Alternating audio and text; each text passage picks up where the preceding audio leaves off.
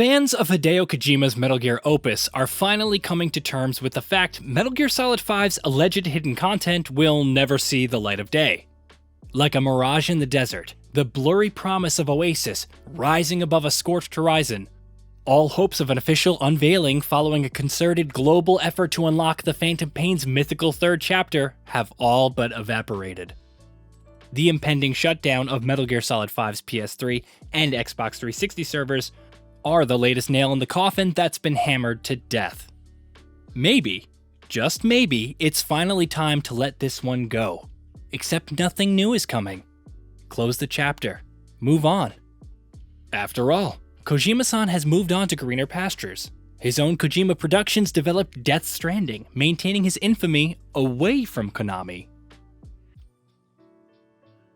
Speaking of Hideo though, the spate of fan theories surrounding Metal Gear Solid 5's missing content is fuel on a fire he started. After all, he is a master of misdirection, having spent years playfully leading fans and journalists on a magical merry-go-round.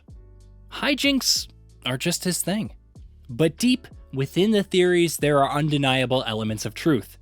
For instance, unused content buried within game files aren't a fan-made creation. They're fact. They exist, and thanks to Hideo's penchant for ruse, fans can't be entirely to blame for the relentless pursuit of official confirmation. Grumblings of extra content, perhaps delivered in DLC form, first emerged in 2015 as players began completing Metal Gear Solid 5's story. For those who haven't played, spoiler warning, the story ends abruptly. Not in an unfinished sense, more a this is it for now. Although, unfinished was exactly the sentiment prevailing throughout the fandom come release of the Phantom Pain Collector Edition the following year. And with it, evidence of a 51st episode entitled Kingdom of the Files on a bonus disc of Metal Gear goodies. The mere existence of a mission following the 50 playable in the main game implies that there are events which take place after the main story concluded. As it happens, Konami have provided an explanation behind Mission 51 numerous times.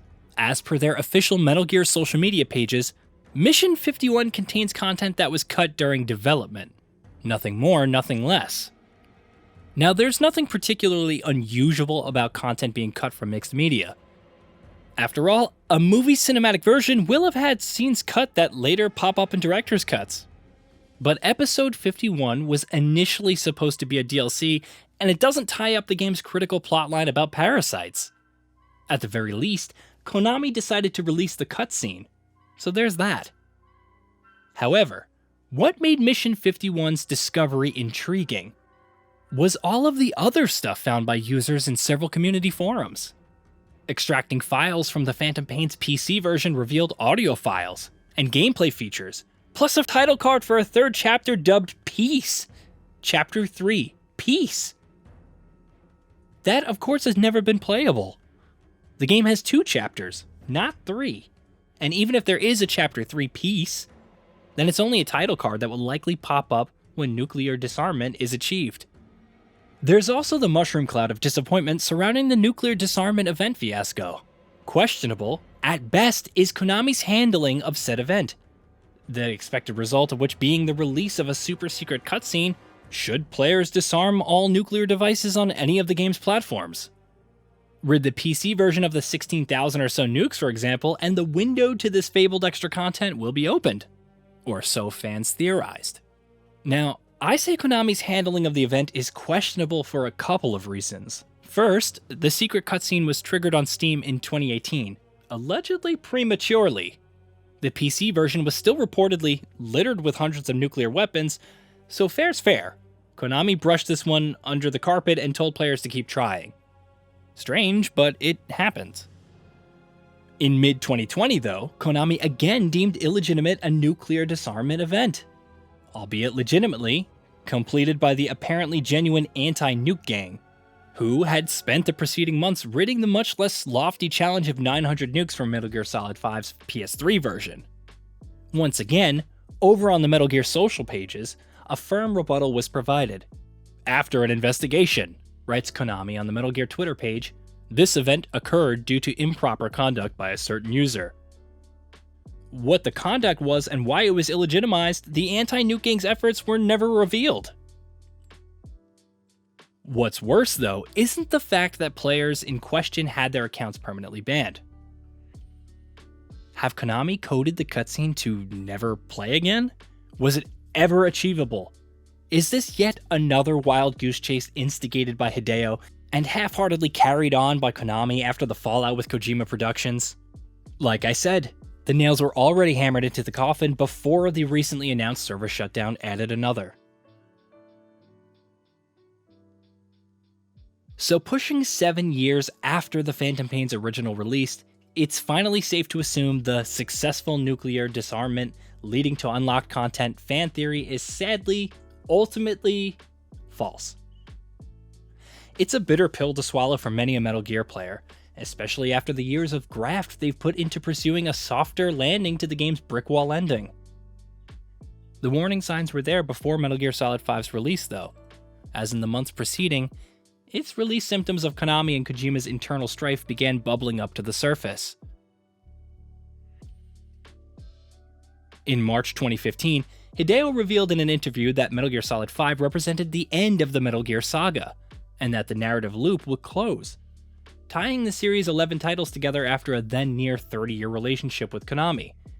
Perhaps more telling is Hideo's footnote to the revelation, though, whereby should Konami continue with the Metal Gear IP, then he'll still consider the series' narrative complete? As it happens, Konami announced an impending corporate restructuring that same week. Following this, Kojima's name was removed from Metal Gear Solid 5's artwork. Gagging orders were raised, and according to an anonymous Konami employee, Hideo and his senior staff at Kojima Productions had their corporate internet, email, and telephone access restricted. But perhaps most tragic is his apparent prevention by Konami from attending the Game Awards 2015. We don't know the true ins and outs that occurred between both parties behind closed doors. It's a shame 30 years of trailblazing heritage had to end so sullenly. I think their messy breakup is key to the lost chapter and missing content remaining ever elusive. This is, of course, speculative, but I think more story content was planned, developed even, but was ultimately scrapped in collateral damage following their parting of ways. It's disappointing for dedicated fans who followed every breadcrumb trail, eagerly anticipating something official, but with nothing to nourish them at the end.